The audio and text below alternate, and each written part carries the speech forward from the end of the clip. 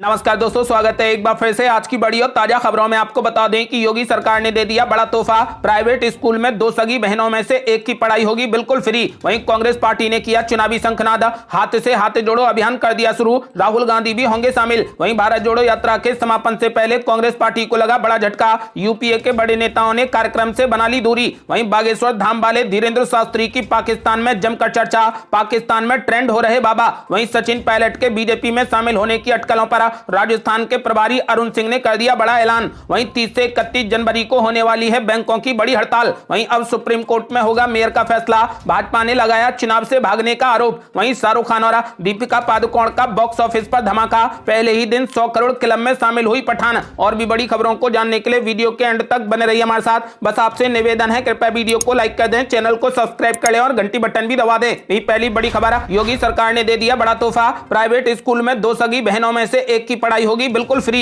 ये आपको बता दें कि उत्तर प्रदेश की योगी सरकार प्राइवेट स्कूलों में पढ़ रही बच्चियों के माता पिताओं को बड़ी राहत देने जा रही है। योगी आदित्यनाथ ने कहा कि अगर प्राइवेट स्कूल में 2 सगी बहनें पढ़ती हैं तो उनमें से एक बच्ची की फीस यूपी सरकार भरेगी। अगले वित्तीय वर्ष के बजट में इसके लिए प्रावधान किया जा रहा है। इस फैसले से प्राइमरी, हायर प्राइमरी और माध्यमिक स्कूलों में पढ़ने वाली लाखों छात्राओं को फायदा होगा। मुख्यमंत्री योगी आदित्यनाथ ने कुछ वक्त पहले कहा था कि यदि किसी प्राइवेट स्कूल में 2 सगी बहनें पढ़ती हैं तो उस विद्यालय के प्रबंधन से एक बच्ची की फीस को माफ करने की गुहार लगाई जानी चाहिए। अगर स्कूल प्रबंधन के लेवल से यह संभव नहीं होता तो एक बच्ची की फीस को राज्य सरकार भरेगी। बता दें कि बेसिक एजुकेशन डिपार्टमेंट ने इसको लेकर अगले वित्त वर्ष के बजट में शामिल करने का प्रपोजल भेजा है। सरकारी सूत्रों के अनुसार माता पिताओं को प्राइवेट स्कूल की भारी भरकम फीस से अब राहत देने के लिए 1 करोड़ रुपए टोकन राशि का इंतजाम किया जाएगा। हालांकि अगर मांग बढ़ेगी तो शिक्षा विभाग को और ज्यादा राशि दी जाएगी। आपको बता दें कि फिलहाल उत्तर प्रदेश की योगी सरकार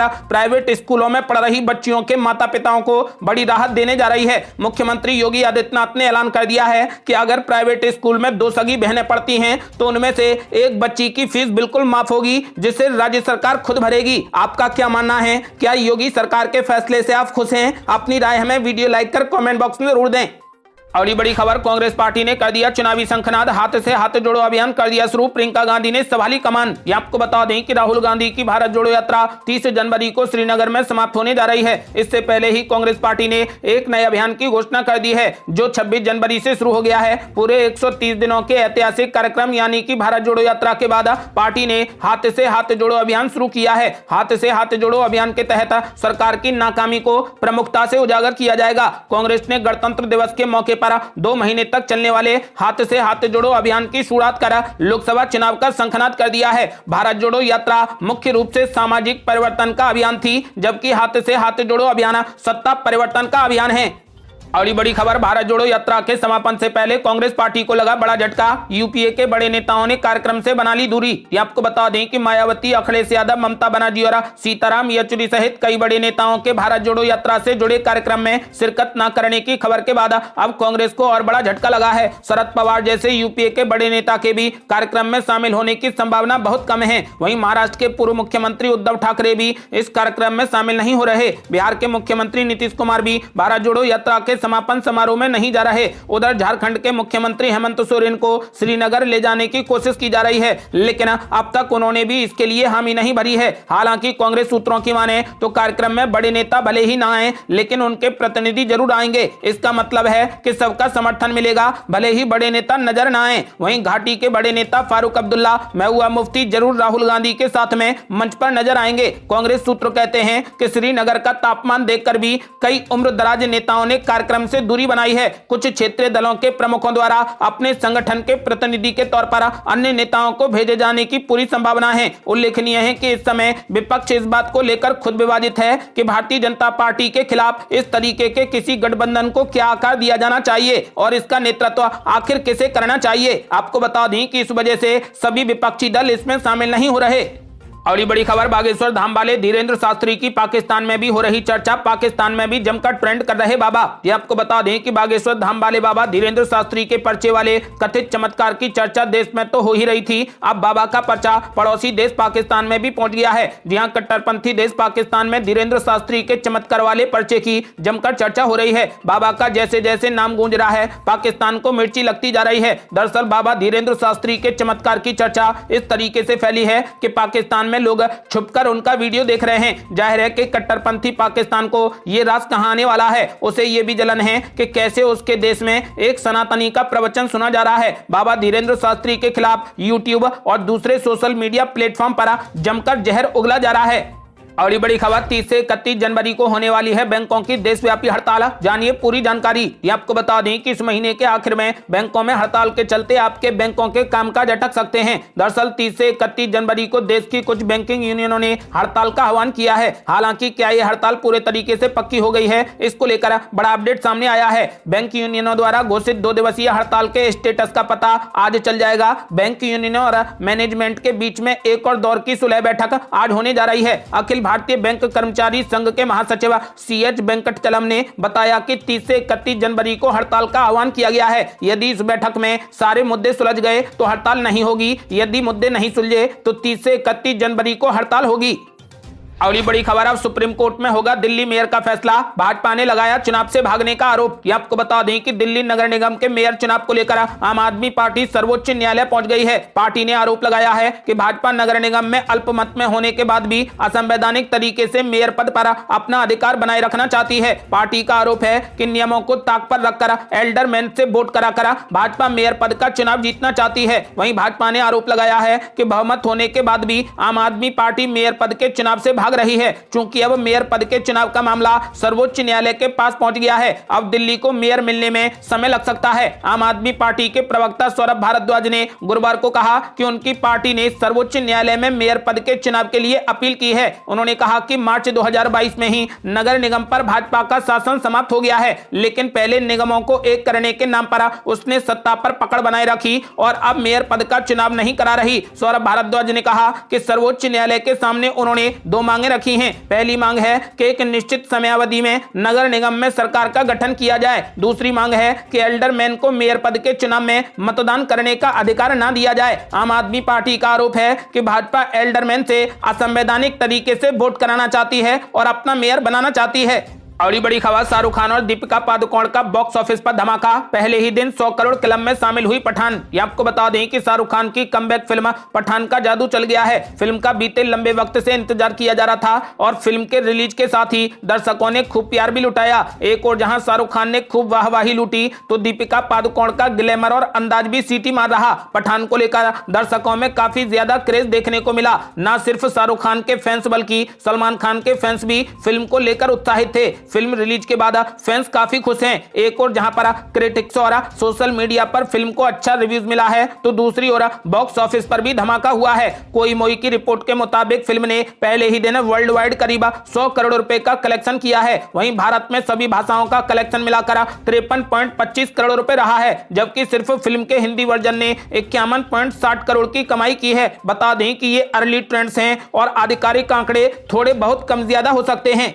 अगली बड़ी खबर बजट से पहले वित्त मंत्री ने बांटा हलवा। 2 साल बाद फिर से शुरू हुई रस्म। ये आपको बता दें कि देश का आम बजट पेश होने में हफ्ते भर का समय है और इसे लेकर वित्त मंत्रालय में तैयारियां लगभग पूरी हो गई हैं। इस बार का बजट कोरोना के प्रकोप से मुक्त बजट होगा। हालांकि बजट 2023-24 भी डिजिटल ही होगा, लेकिन महामारी के चलते 2 साल से जो पुरानी रस्में और परंपराएं रुकी हुई थी उन्हें फिर से शुरू किया गया है। इसी में से एक है हलवा बांटने की रस्म, यानी हलवा सेरेमनी। आपको बता दें कि कोरोना काल में स्थगित कर दी गई बजट पेश करने से पहले होने वाली हलवा सेरेमनी एक बार फिर से शुरू हो गई है। गुरुवार 26 जनवरी 2023 को वित्त मंत्री निर्मला सीतारमण की मौजूदगी में पारंपरिक हलवा सेरेमनी का आयोजन किया गया। बजट दस्तावेज को अंतिम रूप देने से पहले मंत्रालय में हलवा बांटने की परंपरा रही है और वित्त मंत्री खुद अपने हाथों से यह काम करता है। 2 साल बाद वित्त मंत्री निर्मला सीतारमण ने बजट कार्य से जुड़े अधिकारियों की मौजूदगी में हलवा बांटकर बजट डॉक्यूमेंट को अंतिम रूप दिया।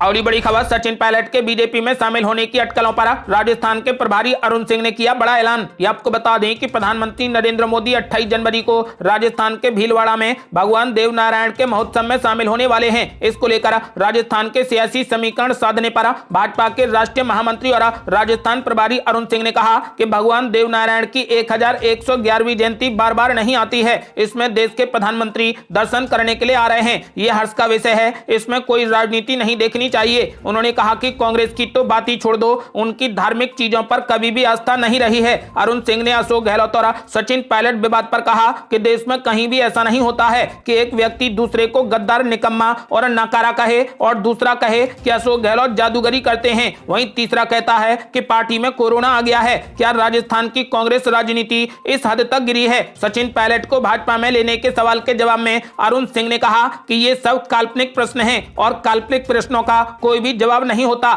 उन्होंने कहा कि ये सब हाइपोथेटिकल है। और बड़ी खबर, गेहूं के आटे का रेट 37 रुपए प्रति किलो के पार। मोदी सरकार के इस फैसले से मिल सकती है बड़ी राहत। ये आपको बता दें कि गेहूं और इसके आटे की कीमतों में तेजी को रोकने के लिए सरकार अपने बफर स्टॉक से 30 लाख टन गेहूं और गेहूं का आटा खुले बाजार में बेचेगी। सूत्रों ने इस बात की जानकारी दी। आटे की औसत कीमतें बढ़कर करीब 38 रुपए प्रति किलो हो गई हैं। सूत्रों ने बताया कि खाद्य मंत्रालय मुक्त बाजार बिक्री योजना के तहत 30 लाख टन गेहूं की खुले बाजार में बिक्री करेगा। बाकी लोगों के अलावा आटा मिलों और व्यापारियों को गेहूं का स्टॉक बेचा जाएगा। आपको बता दें कि खाद्य सचिव संजीत चोपड़ा ने 19 जनवरी को कहा कि गेहूं और आटे की खुदरा कीमतें बढ़ गई हैं और सरकार जल्द ही बढ़ती दरों को नियंत्रित करने के लिए कदम उठाएगी, जिसको लेकर यह फैसला लिया गया है। और बड़ी खबर, एमएसपी से 50% महंगा हुआ गेहूं। गेहूं के दामों में रिकॉर्ड उछाल से सरकारी खरीद को लगेगा बड़ा झटका। ये आपको बता दें कि अगले 2 महीने में गेहूं की नई फसल तैयार हो जाएगी। जाहिर है कि इस रबी सीजन में भी सरकार पीडीएस सिस्टम के जरिए गरीबों को गेहूं उपलब्ध कराने और ओपन मार्केट में दामों पर नियंत्रण रखने के लिए अपने स्टॉक के लिए गेहूं की खरीदारी करेगी। लेकिन इस सीजन में सरकार के एमएसपी के भाव पर गेहूं खरीदना इतना आसान नहीं रहने वाला। वजह है गेहूं के दामों में बेतहाशा बढ़ोतरी और सरकार ने रबी सीजन के लिए गेहूं का जो एमएसपी तय कर रखा है उससे 50% ऊंचे दामों पर गेहूं का भाव जा पहुंचा है। 2023-24 रबी सीजन के लिए सरकार ने गेहूं खरीदने के लिए 2125 रुपए प्रति क्विंटल एमएसपी तय किया है, जबकि खुले बाजार में गेहूं के दाम 3150 रुपए प्रति क्विंटल के ऊपर जा पहुंचा है। और सरकार ने 15 दिनों में ओपन मार्केट में गेहूं का स्टॉक जारी नहीं किया तो गेहूं के दामों में 5 से 6% का उछाल और भी देखने को मिलेगा। और ये बड़ी खबर, पीएम नरेंद्र मोदी पर बनी डॉक्यूमेंट्री पर नहीं थम रहा विवाद। अब केरल में कांग्रेस पार्टी करेगी स्क्रीनिंग। ये आपको बता दें कि बीबीसी की ओर से पीएम मोदी और 2002 के गुजरात दंगों पर बनाई गई डॉक्यूमेंट्री को लेकर शुरू हुआ विवाद थमता नहीं दिख रहा। केरल में पूर्व मुख्यमंत्री ए के एंटनी के बेटे अनिल एंटनी द्वारा कांग्रेस पार्टी छोड़ने के बाद पार्टी ने बड़ा ऐलान किया है। इस बीच मीडिया रिपोर्ट्स की माने तो कांग्रेस आज तिरुवनंतपुरम में पीएम नरेंद्र मोदी पर कथित विवादित बीबीसी डॉक्यूमेंट्री की स्क्रीनिंग करेगी। बता दें कि कांग्रेस नेता ए एंटनी के बेटे अनिल एंटनी ने इस डॉक्यूमेंट्री पर ऐतराज जताया था। इसके बाद उन्होंने अपने एक पोस्ट के जरिए अपने इस्तीफे का भी ऐलान किया था।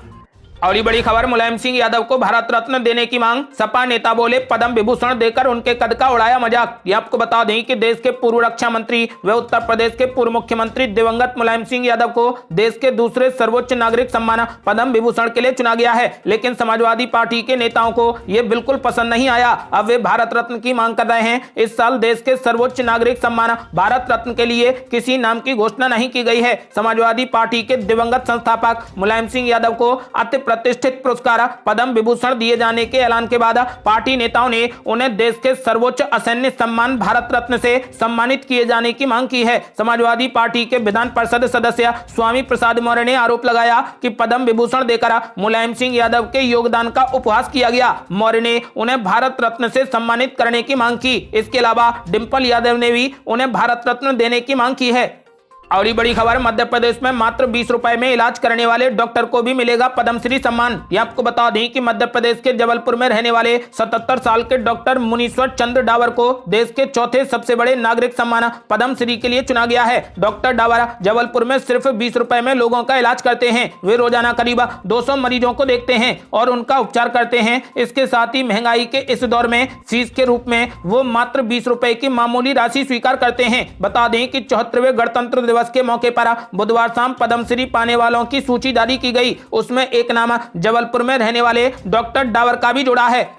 और ये बड़ी खबर, मुख्यमंत्री भूपेश बघेल ने कर दिया बड़ा ऐलान, युवाओं को बेरोजगारी भत्ता देने जा रही छत्तीसगढ़ सरकार। ये आपको बता दें कि छत्तीसगढ़ के मुख्यमंत्री भूपेश बघेल ने बड़ा ऐलान कर दिया है। उन्होंने बेरोजगारों को अगले वित्तीय वर्ष से बेरोजगारी भत्ता देने की घोषणा की है। मुख्यमंत्री भूपेश बघेल ने जगदलपुर में एक कार्यक्रम के दौरान कहा कि मैं घोषणा करता हूं कि अगले वित्त वर्ष से बेरोजगारों को हर महीने बेरोजगारी भत्ता दिया जाएगा। इसके साथ ही मुख्यमंत्री ने आदिवासी पर्वों के लिए भी बड़ी घोषणा की। उन्होंने मुख्यमंत्री आदिवासी पर्व सम्मान निधि का भी ऐलान किया है। उन्होंने कहा कि प्रत्येक ग्राम पंचायत को हर साल 10,000 रुपए दिए जाएंगे। मुख्यमंत्री भूपेश बघेल के इस ऐलान को छत्तीसगढ़ में बड़े राजनीतिक कदम की तरह देखा जा रहा है।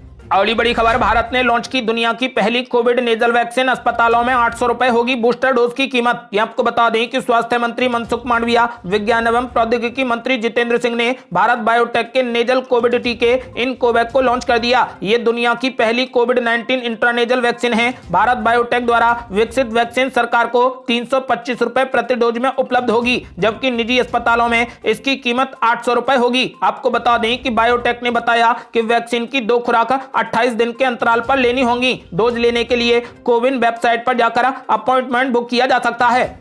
और बड़ी खबर, धीरेन्द्र शास्त्री के समर्थन में उतरे गुरु श्रीराम भद्राचार्य, बोले सवाल उठाने वाले हिंदू तो हैं लेकिन जयचंद हैं। ये आपको बता दें कि छतरपुर जिला स्थित बागेश्वर धाम पीठाधीश्वर धीरेन्द्र कृष्ण शास्त्री के समर्थन में उनके गुरु और तुलसी पीठाधीश्वर श्रीराम भद्राचार्य उतर आए हैं। श्रीराम भद्राचार्य ने कहा कि उनके शिष्य धीरेन्द्र पर सवाल करने वाले लोग हिंदू तो हैं लेकिन जयचंद हैं। धमकी मिलने के बाद गुरु ने अपने शिष्य को सुरक्षा देने की मांग की। मध्य प्रदेश की राजधानी भोपाल पहुंचे श्रीराम भद्राचार्य ने कहा कि लोग धीरेन्द्र शास्त्री की लोकप्रियता को पचा नहीं पा रहे, वो अपने गुरुजनों और पूर्वजों के आशीर्वाद का प्रसाद बांट रहे हैं। धीरेन्द्र शास्त्री जो कर रहे हैं वो चमत्कार नहीं नमस्कार है। धीरेन्द्र कृष्ण शास्त्री पर सवाल करने वाले हिंदू तो हैं लेकिन जयचंद हैं, उन्हें धमकी मिल रही है, इसीलिए उनकी सुरक्षा की व्यवस्था की जाए। वहीं भोपाल का नाम बदलने की बात पर श्रीराम भद्राचार्य बोले कि भोपाल का नाम फिर से भोजपाल होना चाहिए। जब होशंगाबाद का नर्मदापुर किया जा सकता है तो भोपाल को भोजपाल क्यों नहीं किया जा सकता। उन्होंने कहा कि भोजपाल का नाम